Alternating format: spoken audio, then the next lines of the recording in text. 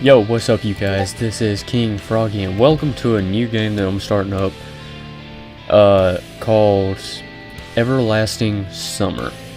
Now this game caught my attention because it showed up on my queue on Steam and it said that it was similar to Doki Doki. And, you know, it's a visual novel and all that, and I wanted to check it out because after playing Doki Doki, it kind of made me want to play more, you know, similar games. So, here we are. So let's get into this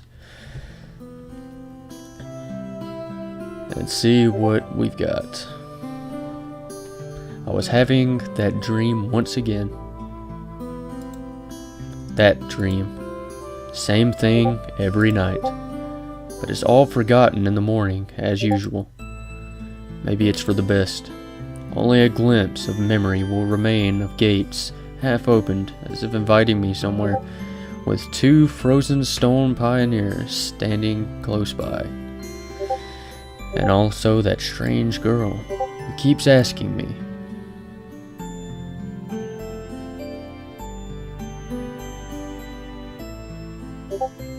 will you come with me?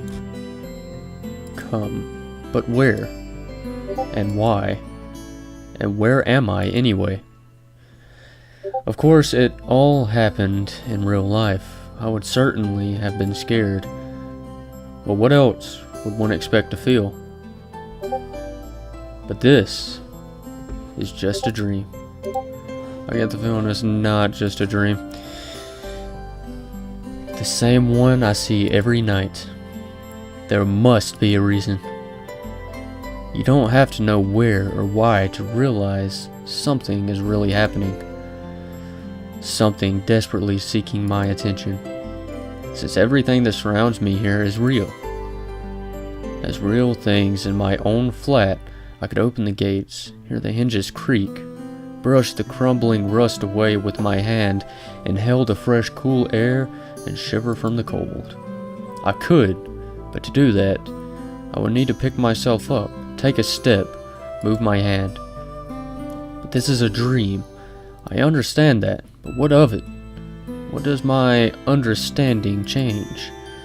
Because here, it's just like on the other side of the cracked screen of an old TV, which struggles to fight against static noise and strives to show its audience everything without missing a single detail.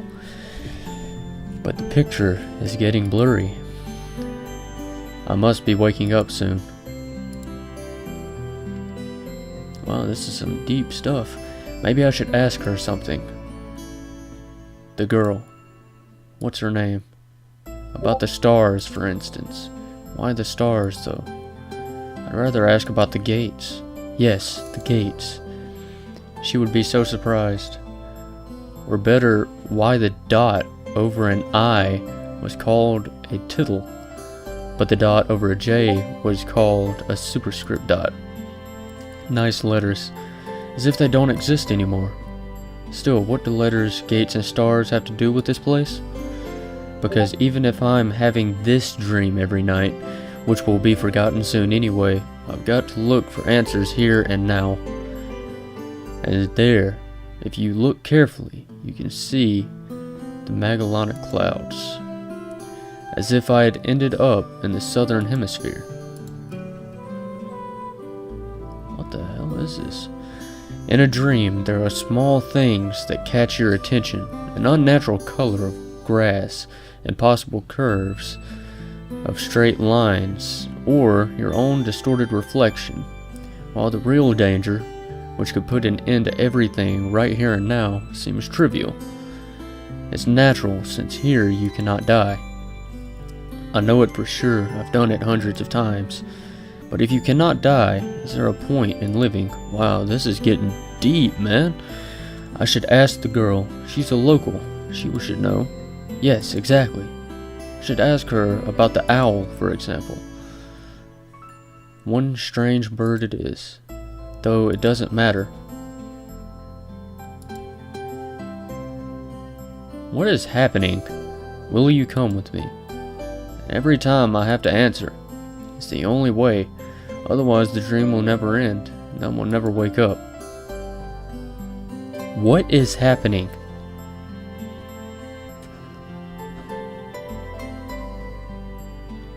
Yeah, let's do it. Every time it's so hard to decide on the answer. Where am I? What am I doing here? Who is she? And why does so much in my life depend on this answer? Or maybe it doesn't. It's just a dream after all. Just a dream. Are we done? Because that is crazy. Oh, keyboard.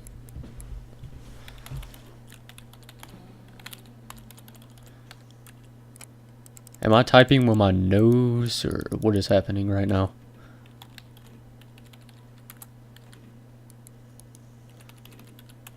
Please tell me I'm not on a dating site.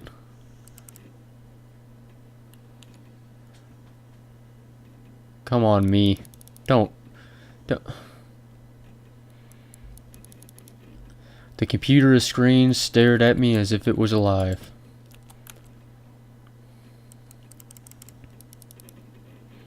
Sometimes it really did seem to me that it was conscious of itself, had its own thoughts and wishes, ambitions, that it had feelings, could love and suffer.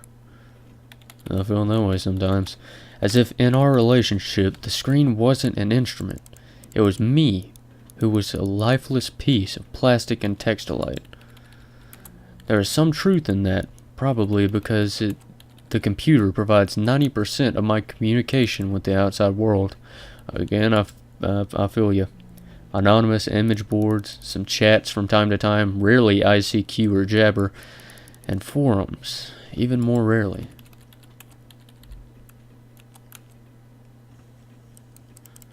People on the other end of the internet cable simply do not exist. All of them are simply creations of its sick imagination, an error in the source code or a kernel bug, which started living a life of its own. What the hell is this game? What is that? What is that? Oh, it's a lamp, or light, or whatever. If one looked at my existence from the outside, such thoughts would seem crazy, and a psychologist would surely give me a bunch of sophisticated diagnosis, and maybe write me a doctor's referral to the loony bin. I hear that. Okay, that's getting really bright.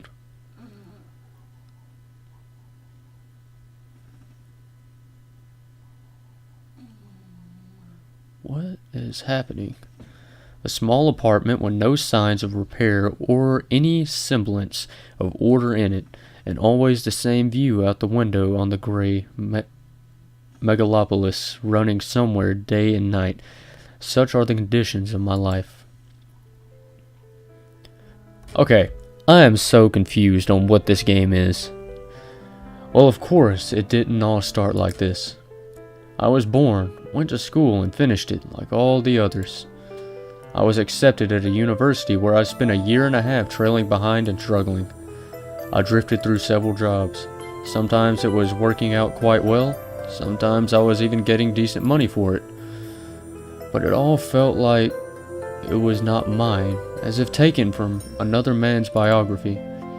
I wasn't living life to its fullest. It was looping over and over in monotonous circles, like the movie Groundhog Day. It's just that I had no choice in how to spend my day, and every day repeated itself, the same vicious spiral. A spiral of emptiness, misery, and despair. Wow. Again, this is getting deep, man. For the last few years, I just sat in front of my screen all day. Whoops, sorry.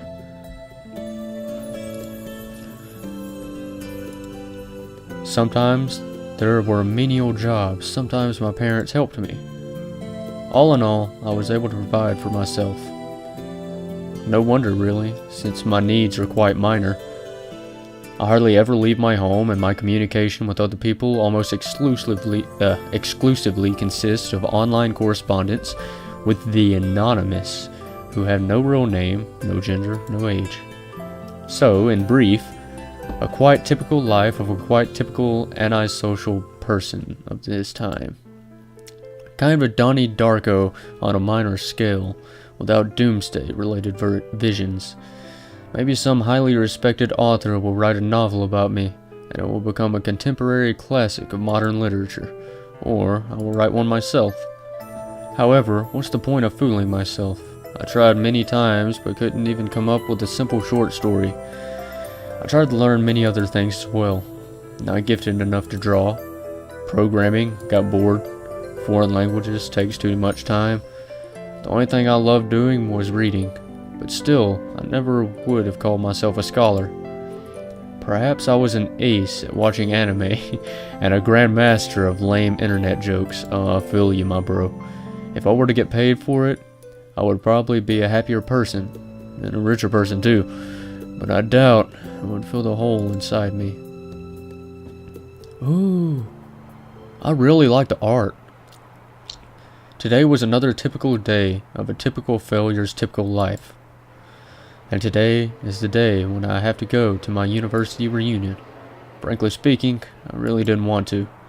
What is the point? The time I spent with them was so short. However, I was persuaded by a friend, a former university mate, and one of the few with whom I kept in touch other than through the internet. Huh. Whoa. What the hell? Whoa. Like I said, this art style is gorgeous. I love it. I am quite interested. Oh, it's like a comic strip. That's cool. I am quite interested to see what this is about, because I am still confused. I have no idea what is happening. Is that me? I need to shave. I wish I could grow facial hair. I can't. It's always like a thin layer. A frosty evening. Bus stop. Waiting. I never liked winter. Though hot summer is not my season either.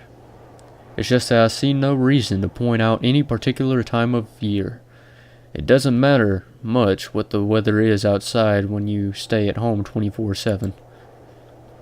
The bus today was running so late that I was about to curse it all and spend my last few hundreds rubles for a taxi. The idea of just returning home didn't cross my mind for some reason. As usual, millions of thoughts flew through my mind, but there was not a single useful one to seize on. Such a thought that you could bring into existence, give a shape, turn into an idea, and put into practice. Maybe I could start my own business. Where would I get the money from? Or maybe I could go back to working in an office. No way. Maybe I should try freelancing. What skills do I have? And who would want me after all? Question of my life. I suddenly remembered my childhood. Or rather, my teen years. The time when I was 15 to 17 years old. God, I keep right-clicking. Why exactly those years? No idea. I guess it's because back then everything was much more simple. If only I could go back to that time. It was easier to make decisions, so complicated now, and so simple then. Very true.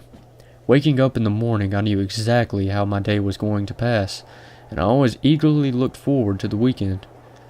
Then I could get some rest, and have time for things I liked, computer, football, going out with friends. And then, at the beginning of next week, I'd take up the studies again. Back then, there were no such worrying questions like why, who needs it, what will change if I do it, or what will not change. A simple lifestyle, so casual for any normal person, and so odd to myself today. That careless childhood age. It was also then that I met my first love. Her appearance and personality had vanished from my memory. Only her name remains, like a brief line from a social network profile, along with the feelings which overwhelmed me when I was with her. Affection, tenderness, the desire to care for her and to protect her. Sadly, it didn't last long. Today I can hardly imagine something like that happening. I would probably like to meet a girl, but I don't know how to start a conversation, what on earth to discuss, and how to attract her. If I had a nickel how many times I wish I could talk to a girl. Well, I haven't met any suitable girls for a long time, but where could I meet one anyway? I feel you on that one. The sound of an engine brought me back to reality. A bus pulled over. There was something abnormal about it, I thought. Then again, it doesn't matter. Only the 410 runs this route.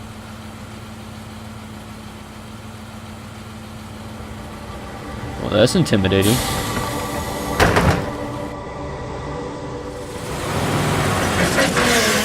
Whoa. Street lights pass me by. It's as if their cold light sparks inside of me, trying to ignite feelings long dead. See, I like this animation style because with Doki Doki, I did love it, but it was strictly between, like, I think it was like 2 or 3 places. So it's really cool to see this, like, constantly changing to different places. Or maybe not ignite, just awaken them. Because those feelings have been living in me for a long time, slumbering and waking up again. The driver's radio was playing some very familiar tune, but I wasn't listening to it. I was watching the cars passing by through the fogged up window, because people are always rushing somewhere, chasing something they need, stuck in their own little worlds. Why would they care about mine? They probably have their own serious problems, or maybe they have much easier lives. You can't know for sure, since all people are different. Or are they? Sometimes someone's actions can easily be predicted, but if you try to look inside his soul, you will only see impenetrable darkness. The bus was approaching downtown, and my thoughts were interrupted by the bright city lights. Hundreds of billboards, thousands of cars, millions of people. I watched this light show, and somehow I got terribly sleepy. My eyes closed just for a moment, and then...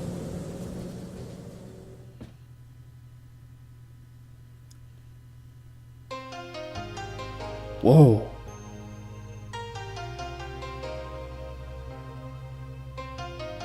I didn't know there were actual animations like this in it. Oh, that's cool.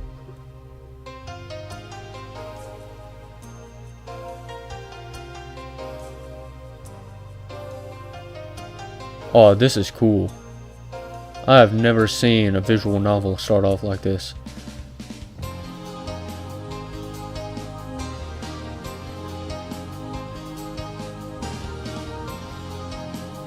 Oh, hello.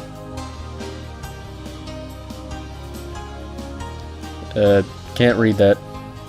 Oh, hi. Hello.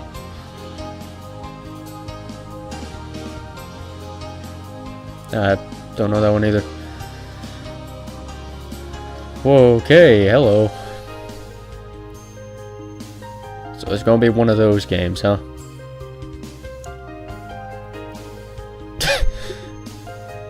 Oh boy. Oh, hell yeah. Ooh, she played the guitar. Okay, I knew that one. That was Mookie, or Mucky, or something. I'm guessing Mookie. Wait, what is that one in the front?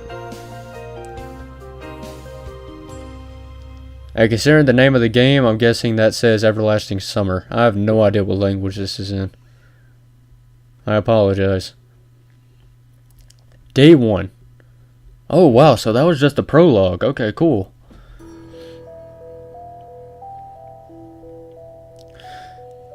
Bright daylight struck my eyes. At first, I didn't pay attention, as I wasn't fully awake yet. On their own, my legs carried me towards the door. Damn, looks like I fell asleep and missed my stop, but there was no door. I looked around the bus and realized that it wasn't a good old worn-out Liaz. Instead, the bus was an Icarus model, a new one. I froze in shock. How? What? Am I dead? Have I been kidnapped? No, I must be dead. I patted myself down feverishly, slapped myself painfully in the face a few times, banged my forehead on the back of one of the bus seats. It's clear. Either I'm still alive, or you can still feel pain when you're dead. But how could this happen? Maybe I slept for too long and ended up at the bus depot. And then what? They put me onto another bus? I rushed out and took a look around. Greenery, wherever I looked, tall grass on the roadside, trees, flowers. Summer. But how? It was winter just a moment ago. My head was aching unbearably, as if it was about going to explode. Slowly I began to remember. Wait, what the hell is going on?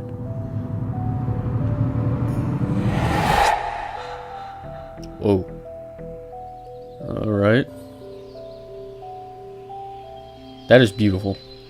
A long road running off into the distance. Forests, plains, fields, lakes, and forests again. I think I was sleeping, but then how can I remember all of it? And then, a gap. Some girl leaning over me. She softly whispered something into my ear. Then a gap again. And then I woke up here. Who was that strange girl? Or was she just a dream? For some reason, thinking about her made me feel better and calmed me down a little. I felt warmth all over, coming from the inside. Could it be her who brought me here? Then I need to find her. And the best place to look is away from here. I rushed to the left, then to the right, then stopped, hesitating over where to go. Finally, I ran in the direction from which the bus had probably came. Whoa, that is gorgeous. Physical exercise does refresh one's mind. Thoughts become clearer, and it gets a little easier to evaluate the surrounding reality. Not in my case, however. I was sitting on the roadside, wheezing, and trying to ease my sore throat by gulping breaths of hot air. In any case, the run did its job. The fear withdrew for a while. Maybe I really am just dreaming. Though recalling my self-harm on the bus, I immediately rejected the idea. I am neither dreaming nor dead. A narrow road ran through the field and far into the distance. That exact same road from my dream. I must be very far away from home. It's not just that. It was winter yesterday, and it's summer now. It's the whole environment. Of course, summer is usually like this, green and hot, but here, everything is not entirely lifelike. Everything looks like it was taken from the paintings of Russian landscape. Okay, so this must be Russian artists of the 19th century. The grass is just too lush. The bushes are not like what bushes should be. They're so thick that you can't see anything through them, like treetops, honestly. And the trees themselves? The forests were quite far away, but the trees looked as if they had closed their ranks and were now just waiting for the order to advance into the fields and plains. I caught my breath and looked at the bus, which was now barely visible. That was a good run. Fear overtook me once again. Those power lines. There must be people here.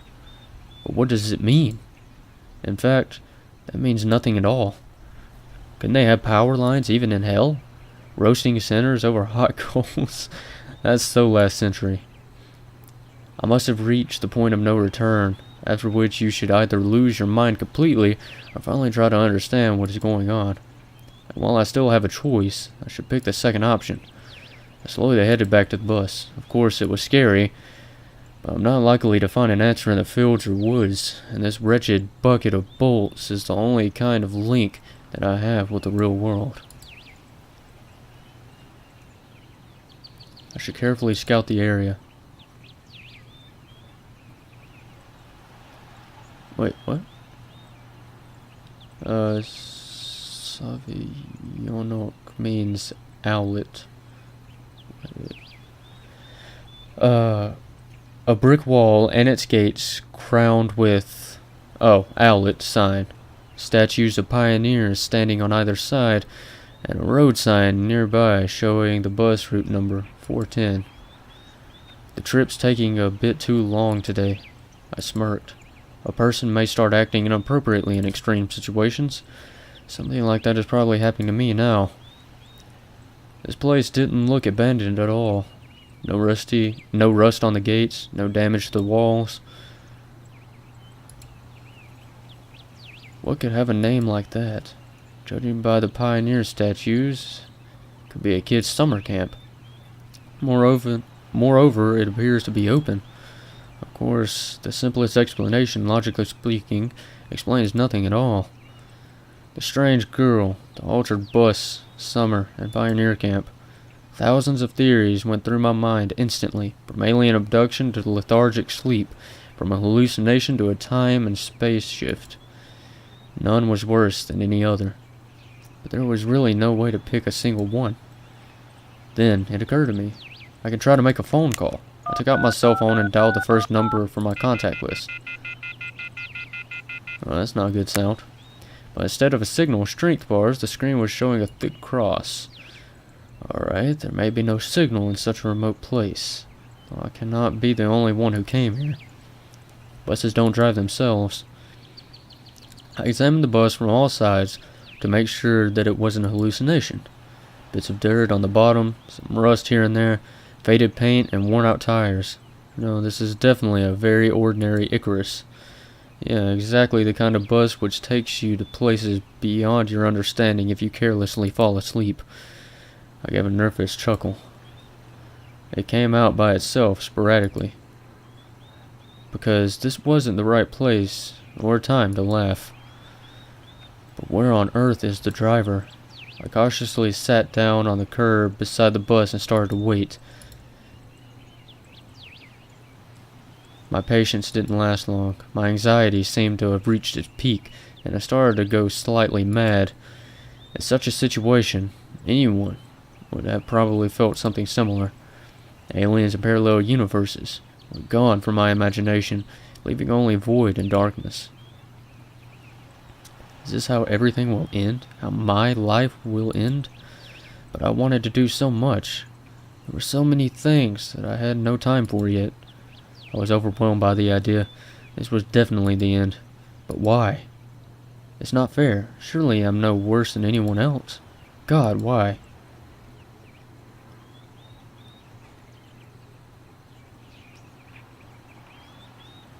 Tears were burning my eyes unbearably. I curled up and started rolling in the grass. Why? What did I do? Why me?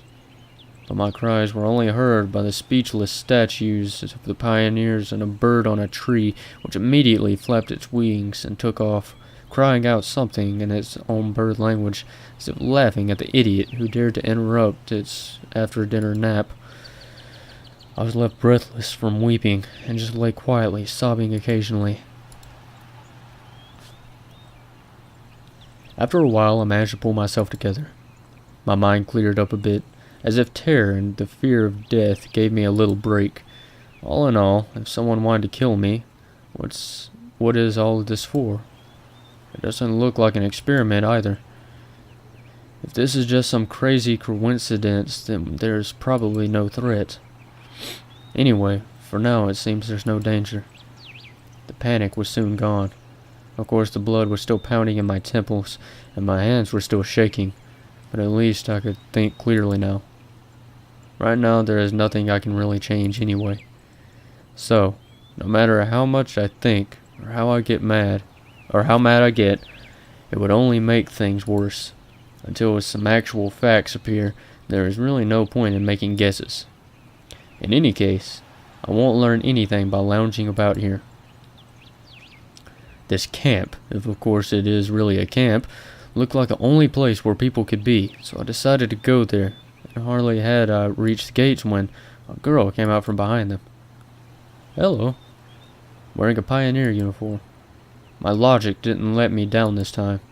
Then again, a pioneer uniform is in the 21st century, and then again, a girl here.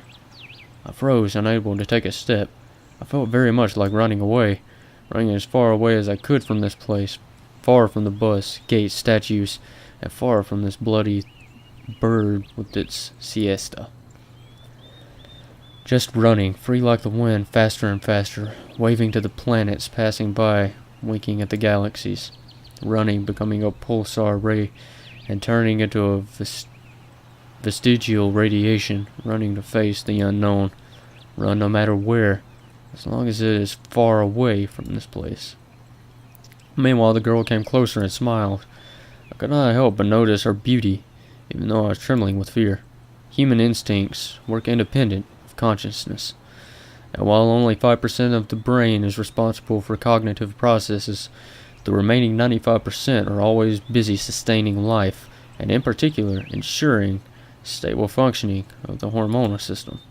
I desperately wanted to get less complicated and stop thinking in formal quotes from an encyclopedia, though my thoughts appeared one by one, being stupid, out of place, as if taken from an internal monologue of the hero of some junky softcover crime fiction book. A pretty Slavic face, long braids that looked like 2 armfuls of fresh hay, and blue eyes you could drown in. Hi, you must have just arrived. Yeah. Alright then, welcome. She smiled broadly. Strange. It looked as if I had just a normal girl in front of me. Bah. I shouldn't have returned here. The woods and fields seemed better. But what shall I do next? Try to speak with her as if she was a human? Or run away? Or what? The blood was pumping unbearably in my head, tearing it apart from the inside.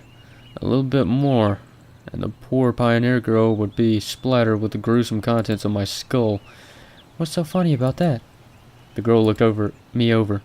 It sent shivers down my spine, and my knees started to tremble. Nothing. Great then. Great? What's so great about that? Suddenly a thought crossed my mind. To hell with it all. Forget about the bus behind me. The fact that it was winter yesterday and summer today. I wanted to rip off my itchy sweater and just accept that all this is actually happening. Everything is as it should be. All this is for the best. Do you happen to know? You should go to our camp leader. She'll tell you everything. Look. You go straight ahead to the square, then turn left. You'll see several small cabins. She pointed at the gates, as if I knew what was behind them. Father's name. Put by Russians after the person's first name as a sign of respect. Okay. Well, you can ask someone where Ogma... I'm not even going to attempt. Got it? Of course I didn't. Well, I've got to go now. The girl waved her hand at me and disappeared through the gates. It seemed as if to her I was something ordinary.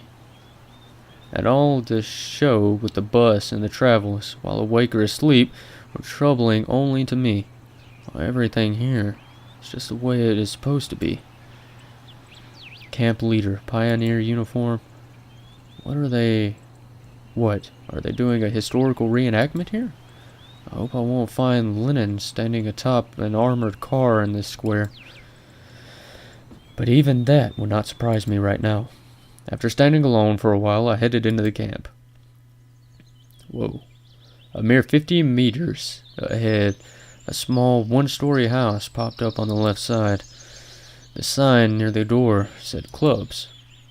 I was about to come closer. Oh, hello. When the door suddenly opened and a short girl wearing a pioneer uniform came out.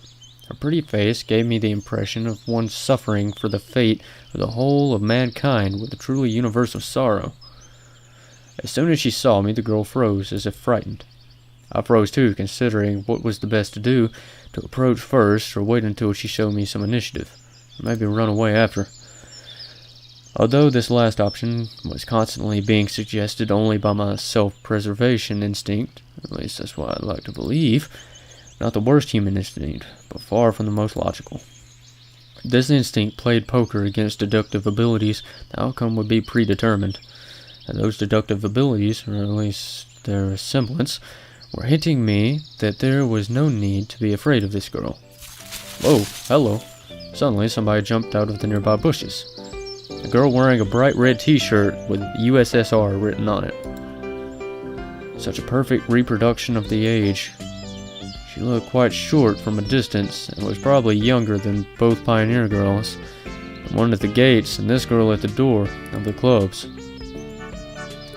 At last I decided to come closer, but the USSR, as I called her in my mind, jumped towards the first girl and started telling her something while wildly waving her arms. The other girl, in turn, seemed confused and lowered her gaze, remaining silent. I would have probably continued to observe their amusing dialogue, but the USSR suddenly pulled something out of her pocket and started waving it in front of the girl's face.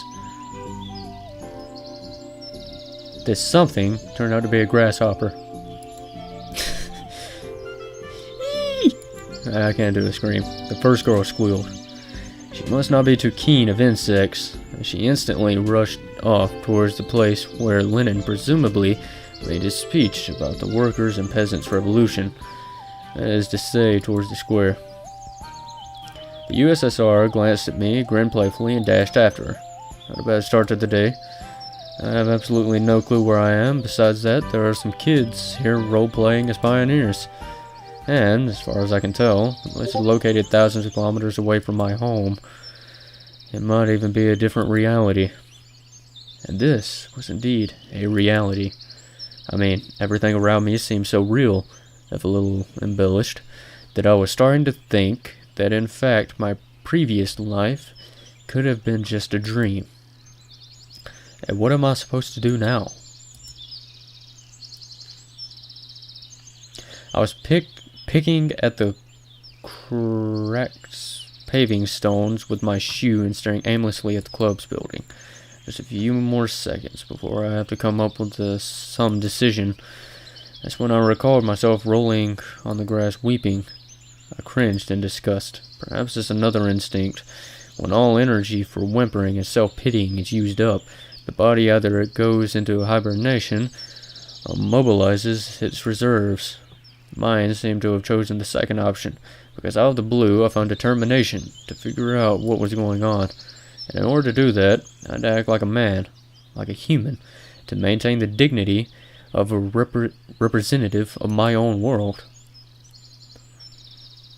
I followed the path to the left, on the right side of which stood small cabins, apparently the homes of the local pioneers. Actually, they looked quite cozy from the outside.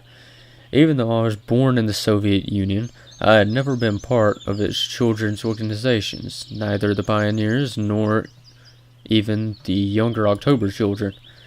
I imagined the daily life of a typical camp pioneer a bit differently. A huge barracks with long rows of metal bunks, wake-up call at 6 o'clock, played by a siren, 1 minute to make your bed, then joining the formation at the drill square. Or wait, could I be confusing it with something else?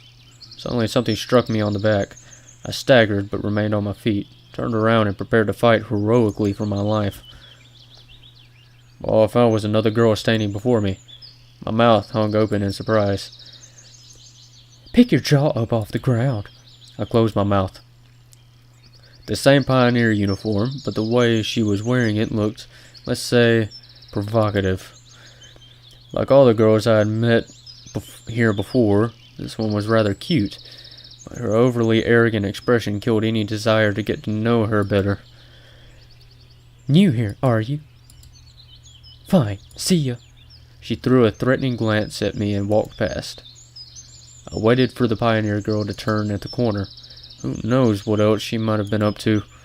The most interesting thing was that even this hostile girl seemed completely normal to me. She did not give off the feeling of some deadly danger, except maybe the danger of getting punched in the nose. At last I managed to make it to the square. There was no Lenin on an armored car, although one could easily expect something like that after all of this had happened. Instead, however, a monument to a certain comrade towered in the middle of the square. The letters on the pedestal read, Genda. Must be some big figure in the party. There were some small branches at the sides. It's quite pleasant here. Where did that girl tell me to go? To go left or right? To the left, to the right, to the left, to the right. And why am I going there anyway? Ah, right. I've decided to pretend to be normal. So, to the right. Through a small grove. I came out at a pier.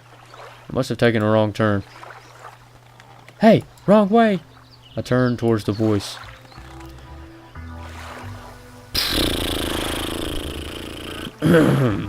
First girl stood before me. Now, what did I tell you? Take a left at the square, wasn't it? She had changed from her pioneer uniform into a bikini. Oh, I still haven't introduced myself. My name is Slavia. Actually, my full name is Slaviana, but everyone calls me Slavia. So you can too? Yeah. I still felt a bit confused, so I could not come up with more meaningful answers. And what's your name? Oh, that was her. I felt like she could see right through me. Simeon. Nice to meet you, Simeon. Alright, I'm almost done here. Could you wait here a minute? I'm going to change and we'll go over to Olga together. Agreed? Agreed. After this exchange, she ran off. I sat on the pier and let my feet hang into the water. I was wearing heavy winter boots. In such weather, there was nothing wrong with getting my feet wet. Furthermore, it let me cool myself a little. Looking at the river, I was brainstorming, processing everything that has happened. I am so fucking confused. If this is some kind of conspiracy, it's a weird one. Even too friendly at times. No, it really looks more like a random event. Some entirely incomprehensible random event. Shall we go? Slavia was standing beside me, dressed in a pioneer uniform again. Let's go. I've been here for a short time, but of all the people I've met, she looks the least suspicious. However, this fact is already suspicious itself. We walked to the square. The USSR girl and the girl who hit me in the back were there, chasing each other. Is that some kind of game they're playing? Juliana, enough running. I'll tell everything to Olga. Aye, aye, Captain. I decided not to question Slavia for a while about what was going on or the local residents. Better meet with this mysterious Olga first. Sounds like she's the boss here. We walked past the rows of almost identical cabins, some of which looked like fat beer barrels, while others looked more like household sheds.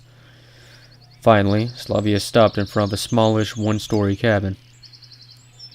It looked like an artist painting. The faded paint, chipping here and there with age, was sparkling in the sun. The window shutters, slightly ajar, were swaying almost unnoticeably in the wind, and huge lilac bushes were growing at the sides. It seemed as if this ramshackle hut was drowning in a storm of purple silk, and the lilacs, like some elemental force, were inexorably destroying the troop leader's house. What are you standing around for? Let's go! Slavia snapped me out of my daydreaming. And stop teasing Lena already. Oh! Rena!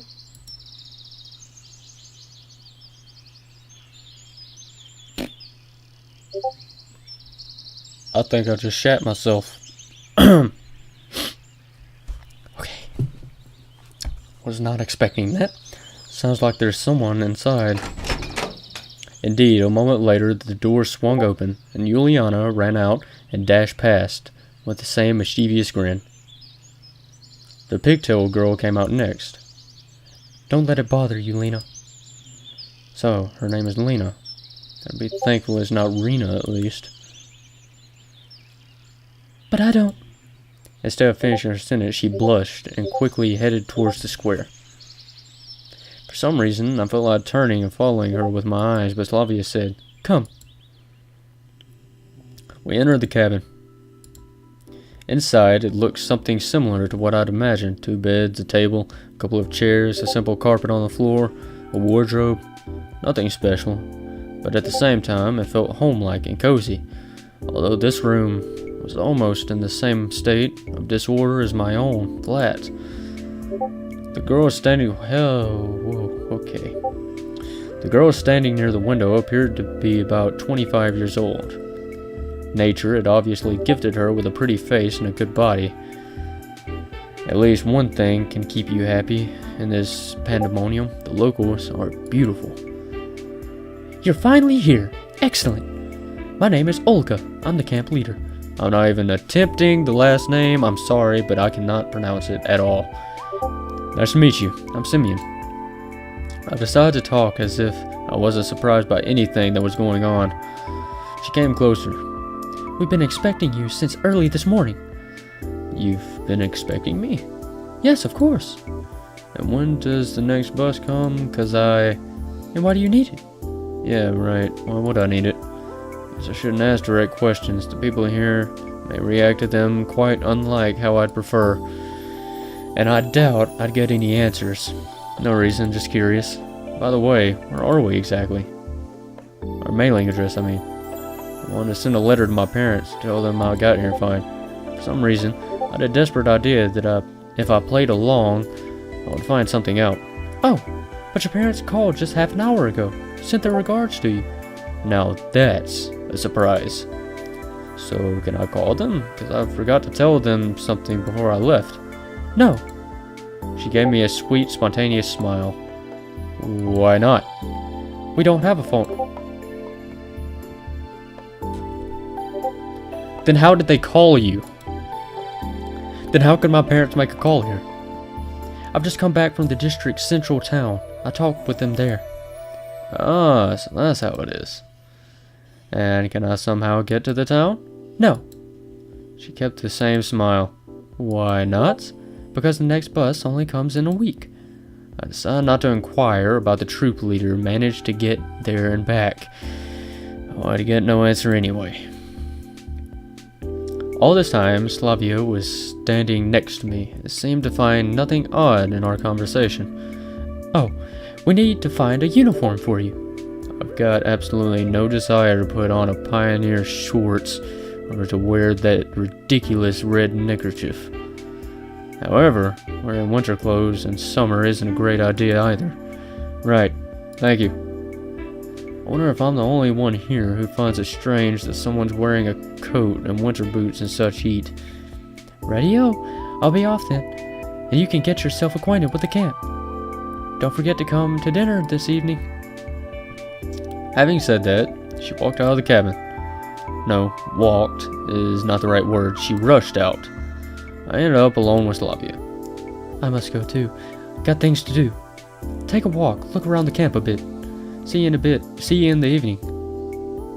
If there is no threat or catch to this, then this reality, as embodied by Slavia, becomes more and more appealing.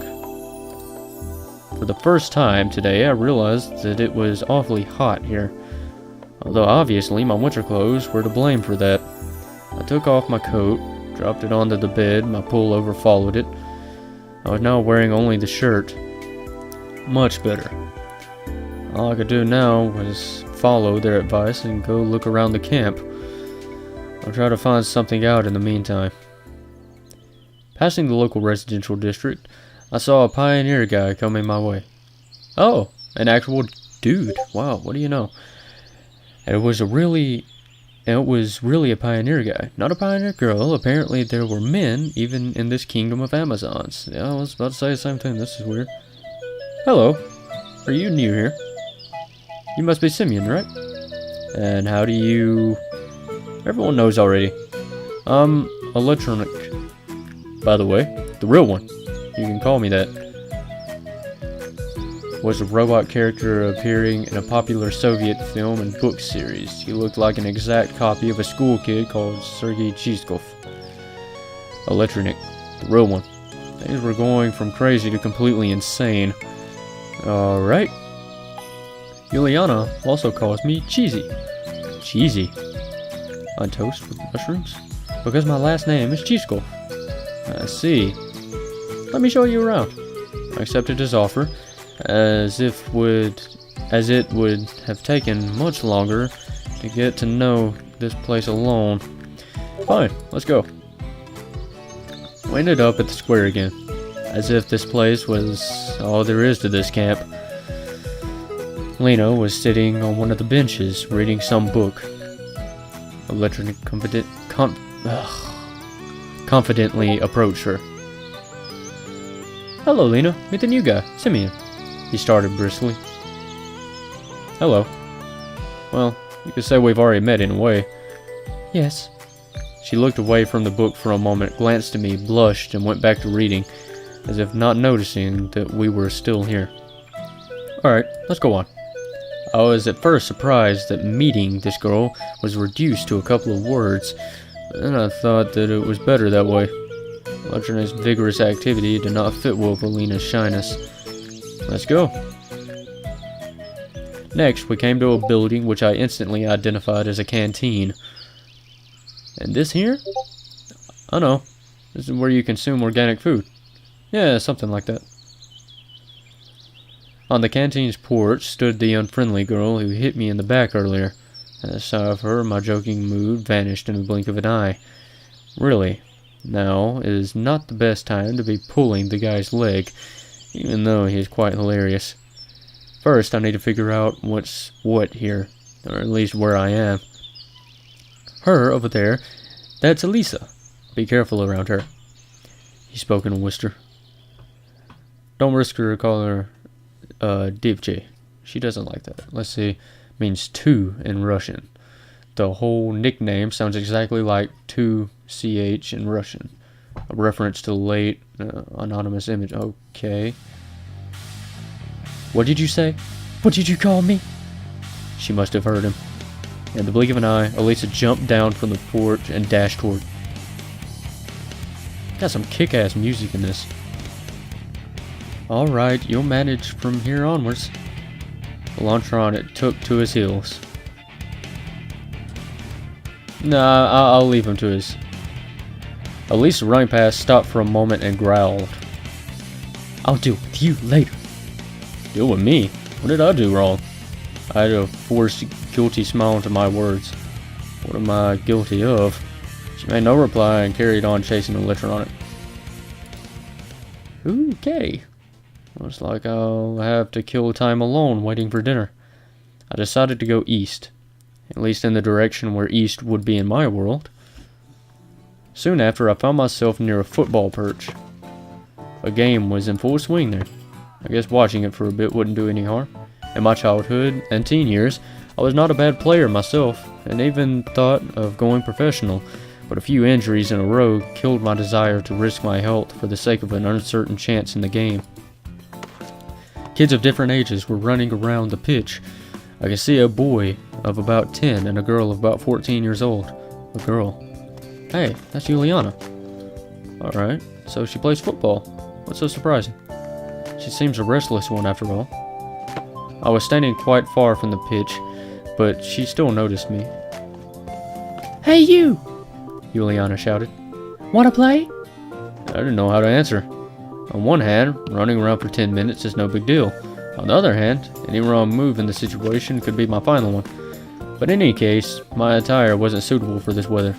If I played in winter boots and warm jeans, I would sweat like a pig. And playing barefoot without jeans would be simply unethical. Maybe another time, alright? I shouted in response, turned around and walked back. I was followed by Juliana's screams about my pants, or about me being a pansy, or something like that. Evening was falling, making me feel tired and empty after a day wasted with no real purpose. I came back to the square, sat down on a bench, and gave an exhausted sigh. I better sit here and wait for dinner. After all, it's easier to search for answers when you're not hungry. They do give food to people here, right? You know, it's curious how the simplest human needs can break the will to ponder on things, to strive for something. For example, I feel hungry now, so I care much less about where I am or what is happening to me. Could great people also be affected by this? And in that case, how did Spartacus start the slave uprising in ancient times? I can only conclude that I am not a great person, and it does not really matter which mechanism I serve as a gear in, society, the Matrix, or a weird pioneer camp.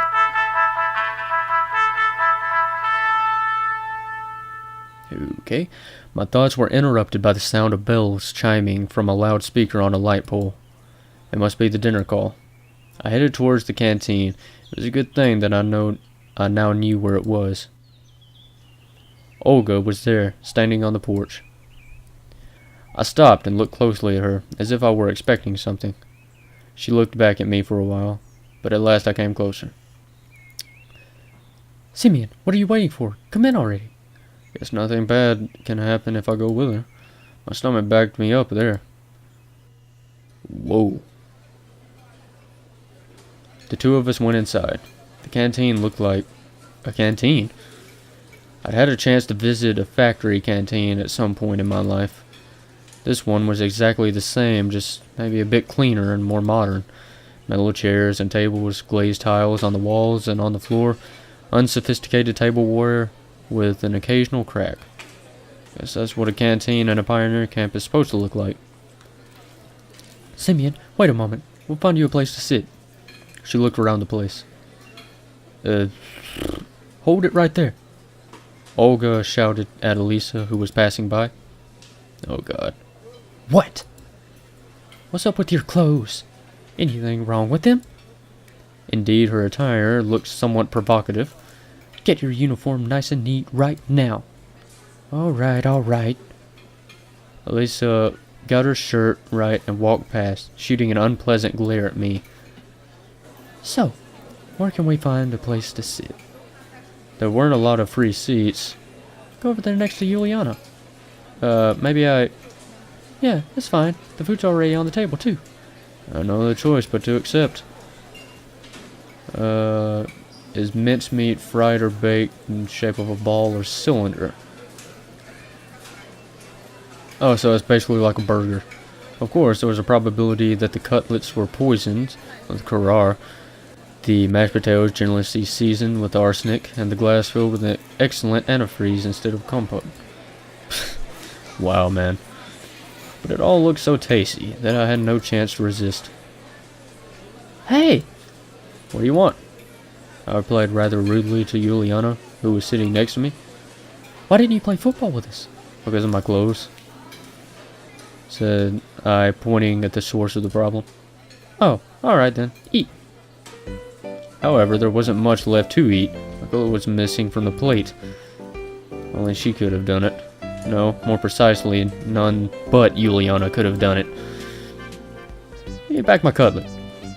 In a big family, you snooze, you lose. It can cost you a cutlet if you are careless.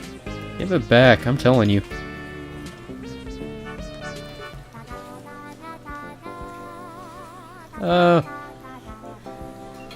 Eh. See, I don't have it. And indeed, Juliana's plate was empty. It seemed that this little girl eats as fast as she steals someone's cutlets. Take it easy, we'll work something out now.